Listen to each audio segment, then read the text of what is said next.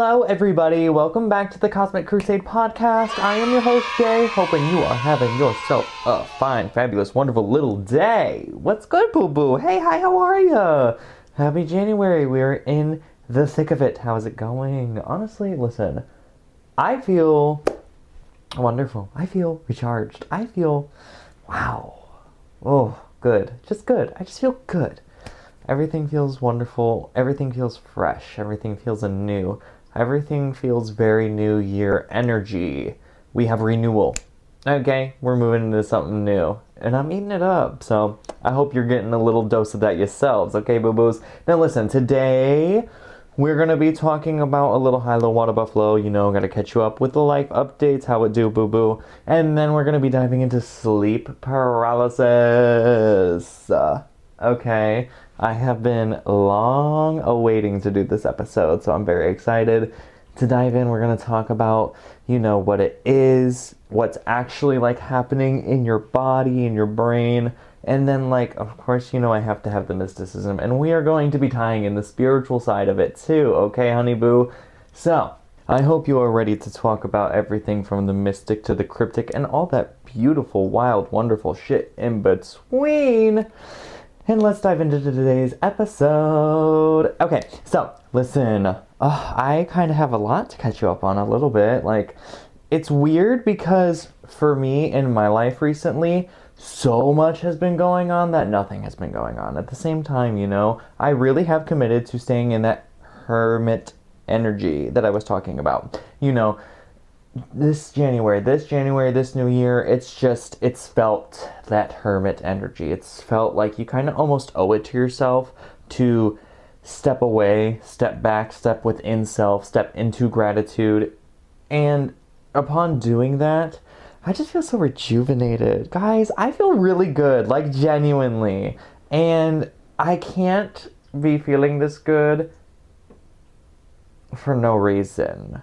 And that reason is, in fact, the high that I'm going to be sharing with you. I am free. I am free, bitch. I am F-R-E-E. That spells free. That's me, baby. Okay, because the siren, mama, I'm breaking free of that spell. I'll tell you what. Starbies? No. No ma'am, no ham, no turkey. I will not be doing that. I will not. Okay, we're done. Goodbye. Not truly, okay? But listen, I have a new job. I have a new job, and I am doing training right now. I am doing licensing and courses and all of these wonderful things. And what is this new job? Where did you find this new job? What are you doing with your life? Oh, honey bunny, I am a financial consultant. I am a financial consultant. You need financial advice? You need that 401k? Are you ready for that 401k? You got that shit set up? You need to have that set up. I can help you. College plans, retirement plan. Like, I'm going to be helping people with their finances, which is really exciting because, like, I have taken an interest into finance and I really want to learn all of the financial things that I can learn to help benefit not only myself, but like you guys, you know, people around me, people close to me.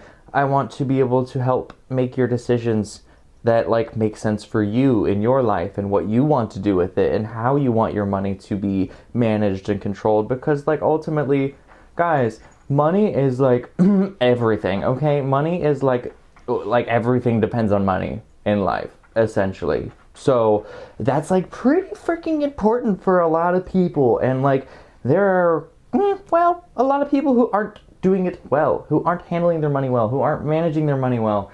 And I also used to be one of those people. That used to be my life. I would just spend willy-nilly and do whatever and live my best life. And you know, you just have to learn how to properly manage your money so your money is not managing you. Okay, eat it up. Eat it up. So yeah, pretty much I'm still learning. I haven't like done a deal or anything like that quite yet, but we're getting there. Bit by bit, step by step, everything's falling into place just as it needs to be, as it always will. So I'm very excited for that. It's just like that's also a huge part of the freaking relief. Okay? is that I don't have to worry about Starbucks anymore, man. I don't have to be selling my soul to the siren and burning in hell every single day. Every single day. You look at me, you say, go to hell. I say, I work there. I say, I already am. I don't want, I am. Yes, here I am. Like, please, set me free. So, listen, here's the plot and the plannings with it. Because it's commissions, so I have to start getting good at what I'm doing before I fully commit to exclusively doing financial consultations. So, this is why that in this little meantime, we are going to be finding ourselves in a barista role. And I am stepping down. And I'm no longer the supervisor. I'm no longer the manager. I'm no longer the leader. I am just a coffee crafter. I'm just a silly little hee ha ha. Make my coffees, make my lattes, and go home. And leave that place at that place. That's just so exciting. That's just so like... wow. So yes, all this to say, forever grateful for the current opportunities that I do have and every door that will ever open for me in the future. We live it, we laugh it, we love it, and we are doing it, honey. So the low, which of course was Starbucks, which of course was work. Because why am I doing 5 days in a row that are like everything? That is every shift, every day part possible, every day part imaginable. I did it. A little 10:30 to 6. I'm in the midday. Oh, and then here's where it gets really fun. Open. 3 opening shifts. Bam, bam, bam, bam. Back to back, baby. That's disgusting. That's foul. That's evil. I do not want to be getting up at 3. Count them. 1, 2, 3 in the morning. No. The sun is not even awake. What do you mean you want me to be awake? And for what? Slinging lattes? I don't think so. I think I'm good. So that was really irksome. It was the mid, the open, the clean play close. Now, clean play is a lovely little thing that I have taken up and I have been leading for quite a while. And it's an overnight cleaning activity. It's pretty much just 2 hours. You're closed, the store's closed, and you're giving the store a nice little deep clean. Wonderful, chill, bad. No, it's bad, okay? And I'm gonna tell you why it's bad. It's bad because people call off. It's bad because the schedule did not have enough staffing to properly account for any of the business that we're going to be doing for the day. It's bad because things don't get done in the timeline in which they're supposed to get done because there's, count them, 1, 2, 3 people, including me. So we're really doing what we can be doing, but it's hard because so many people want to order 6 things in their orders, and then those orders don't stop. And then those orders keep coming. And then it's DoorDash, mobile, drive-through, cafe. You see what I'm getting at? Now for 3 people, that's kind of a lot. Yeah, you're a little busy for quite some time. You're not really able to get much done. It's kind of a struggle, actually. So it just sets your whole day a little behind. Your whole day is behind at that point because you don't have the people to do the things. And everything feels urgent in these times. Everything feels 911. Everything feels like, okay, go, war. It is Monday. It is January. It's a wintertime Monday, chill day, but like, I guess not. It was bad. It's really bad. And then so the clean play time, like that 2-hour block that we have cut out, half of that is spent doing the closing tasks that we didn't get to do in the normal closing time frame, and we're just catching up. So that was really not good. That's a low. The work has been low. I don't like it. It's just ugh. But I have this new job coming into my life that's sparking so much joy that I almost just don't care. Like, whatever. Do your thing. You're gonna be hell. I know the hell. I've played this game for 7 years. I understand what's going on, and I don't care. The life will move on, improve, and be fine without you. Okay, there we go. And hitting you up with my water buffalo, the wild thing that has happened for me in my life recently. I hung out with some friends. Okay, I went out and I did the public things and met with the people. It was really good. We went to Le Crave. Oh, now listen. I love a little cafe vibe. It was gorgeous. It's beautiful. I had a maple bacon brie crepe. I'm sorry, huh? A maple bacon brie crepe. And I know this is kind of like, oh honey, didn't you talk about the goals? Didn't you talk about that dry January moment? This was the exception, okay? We had this planned before January existed. And I said, I still want to have a little fun. I still want to live my life a little bit. And what is life if not about balance? You have to find the balance in life, right? So yeah, we did that. We did the thing, and then we did All Fired Up. We were painting pottery, and I love it. It is genuinely art therapy. It is genuinely art therapy. It's good. It's good shit. Feels good hanging out with the girlies, catching up on all the life situations, what's going on, what's been new. Hey, honey boo, how is you? You know what it is. So yeah, that's been my life recently. New job coming into my life. I'm gonna be good with my money. I'm gonna be managing my money well. And I'm just excited to kind of enter a new chapter of my life. Which, yes, of course, there is fear present, there is anxiety present, there is mental rumination, but it's all just like, it'll be fine. Like, I just have that inner knowing that it's gonna work out and be what it is.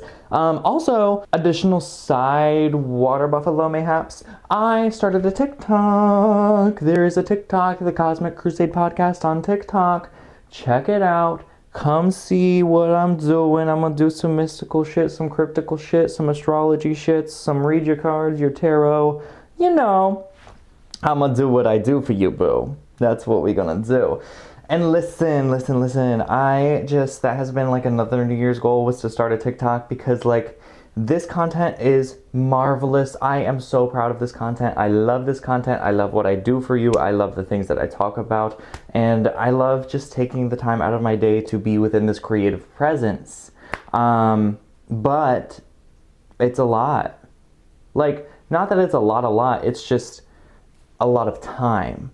You know, it takes I try to keep these things like 30 minutes. So it takes at least the half hour to be recording this and to creating the content, and then like brainstorming ideas for the podcast, and then potentially researching things that I don't know about, and editing. Like, it just takes some time. So the idea behind the TikToks was to get you kids something real nice real quick. It's kind of like, think of it like an appetizer. Think of it as your nice little appetizer. The Cosmic Crusade podcast, she's your entree. The Cosmic Crusade podcast TikTok is your appetizer. A little warm you up. La la la la la. Warm you up. La la la la la. The TikTok's waiting. Okay, that's crazy. We'll see if that one makes it in. But yeah, that's life. That's what we've been doing. Living, laughing, loving, doing, killing it. Killing it. We are killing it. And that's the energy that I'm channeling for you too, boo. You're killing it. You're doing wonderful things wherever you are, however you are. But let us go ahead and dive into today's topic of sleep paralysis. We are going to be diving into sleep paralysis. So today we're going to be talking about what it actually is, how it happens like medically, and why so many people actually experience it as something that's like spiritual for them. And you hear like sleep paralysis, right? And what you're thinking of is how like, oh, it's like the panic, the fear, the scary aspect of it, the negative side of it, the demons, the shadow figures. But that's not like the whole story. That's not the full picture here. That's just what you're hearing. That's just what's put on blast. Some people experience neutral sleep paralysis experiences, and other people will even have positive sleep paralysis experiences, or it could be like deeply meaningful for them.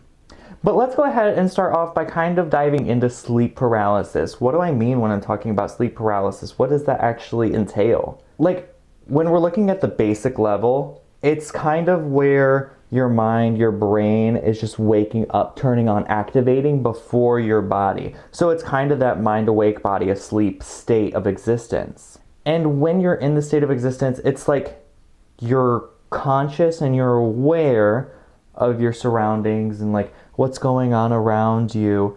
But you're not really moving. You're unable to kind of control your body, it feels like. And you can't speak or like give the reaction that you normally would in this scenario. And this can last anywhere from just a few short seconds to a couple of minutes, but it could feel longer. You know, people also, hello?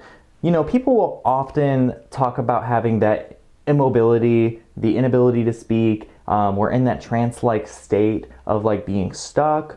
People will also note having like a heaviness, like kind of pressure in the chest or body. And some people will have like heightened awareness, even like hallucinations or like vivid imagery or like sensations. Your senses are going off.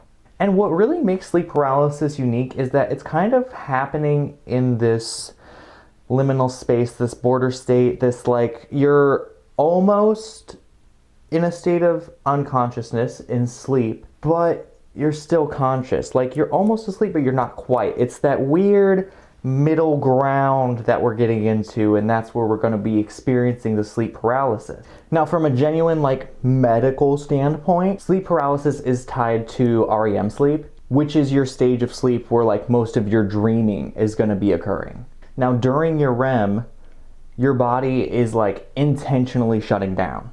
It's a sort of like safety mechanism built into your brain, so you're not like actually acting out your dreams, you know? You're not having those physical movements that you are experiencing in your dream. So during sleep paralysis, your brain's consciousness flips back on, but your body is still following that REM sleep. This is also why when you're experiencing hallucinations through sleep paralysis, it feels extremely real. Because like the same systems within the brain that are used for dreaming are still active. They're still fired up. They're still going. They're still turned on.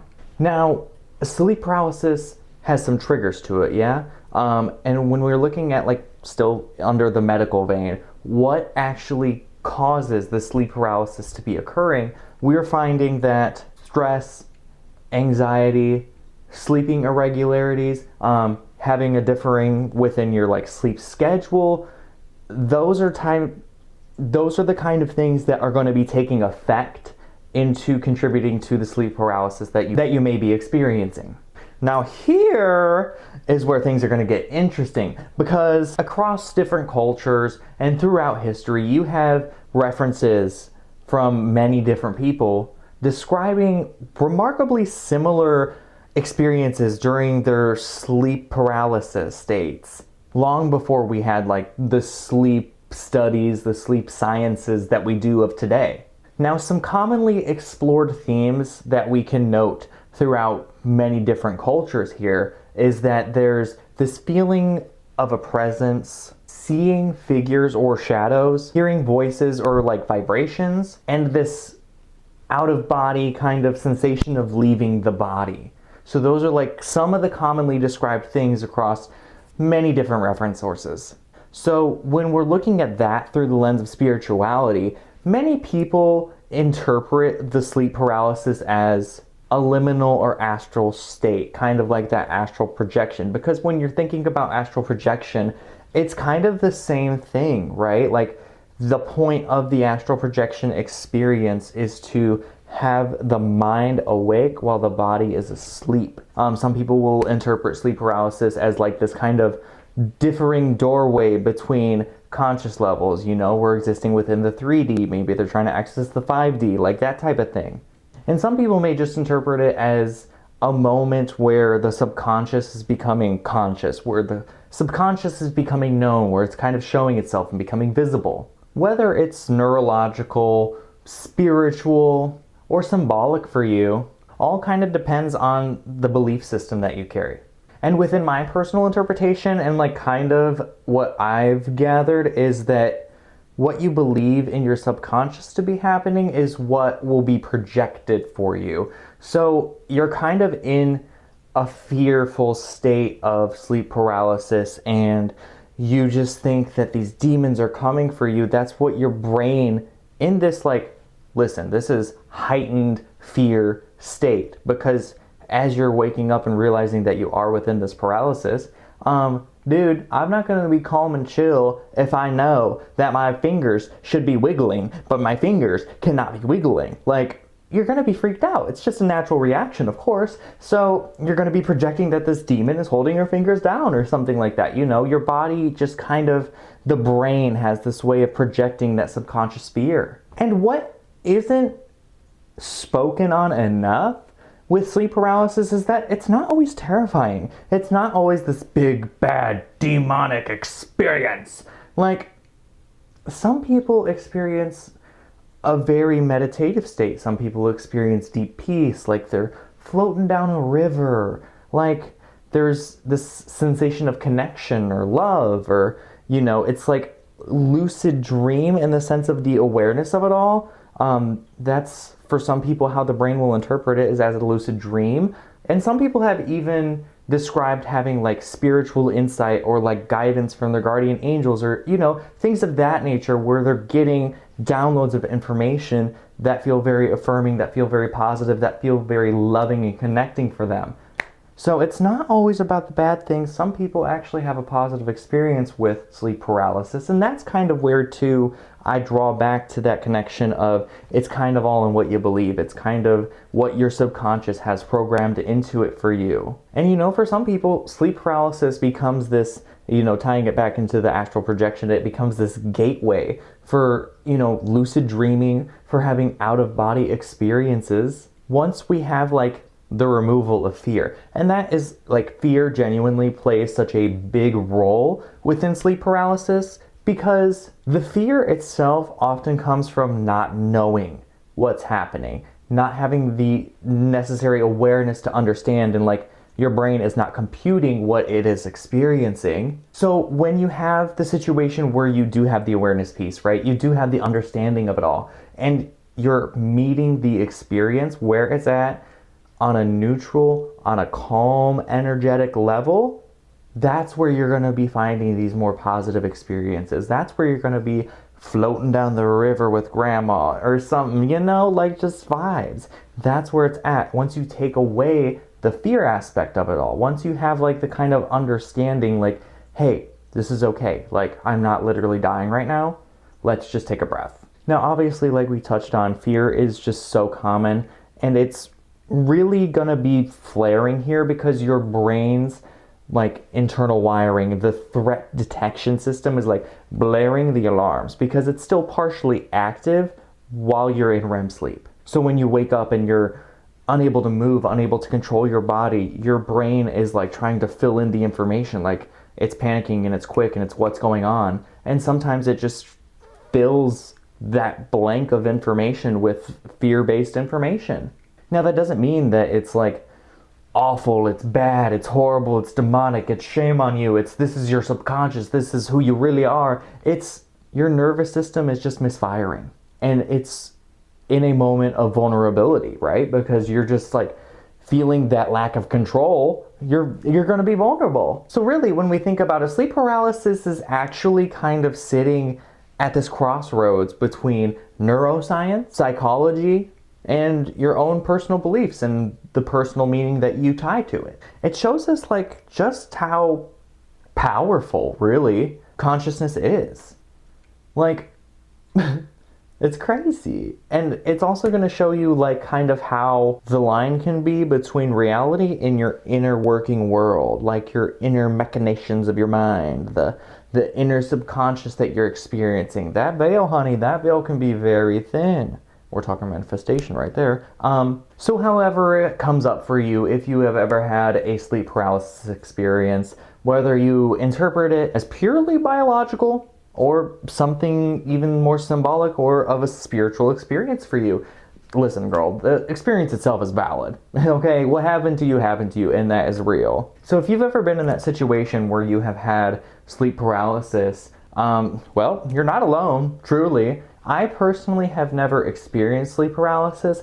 I think like the closest type of thing that I would have experienced, because listening, sleep paralysis happens a lot for you when you're going into sleep and coming out of sleep, like that liminal space that we were talking about, right? So I think like the most I've experienced is like where my body is kind of asleep and my brain is sort of like still on and still firing. Mostly it just felt like tingly, like TV static throughout my whole body. I've never really been able to successfully experience an out-of-body experience at this point in my life, and I have never had sleep paralysis personally. For me, it was just a very interesting topic to discuss. And, I hope you have all enjoyed exploring it with me as well, because, like, sleep paralysis is very cool. You obviously have the medical tie-ins as well, but, like, for a lot of people, it genuinely is that spiritual experience. And you know what? I love that for them. You get your spiritual experience, boo. Why not? And obviously, when you bring the understanding piece into it, you're able to remove that fear and have a better positive experience. So I hope that this has helped you to up your knowledge on sleep paralysis. Hopefully you learned something new today. Hopefully you felt like this was a cool little topic, and hopefully it can prepare you if you are ever in a situation where your mind is awake but your body is asleep. But that is all that I have for you today on this lovely little sleep paralysis episode of the Cosmic Crusade podcast. Thank you all so much for joining me today. I hope you have enjoyed today's episode. And don't forget to check out that TikTok. Hit me with a follow, hit me with a like. Let's go. Let's see what we can do together, boo. Me and you, co-creating with passion, with joy, with love. And until next time, my sweet peas, peace and love.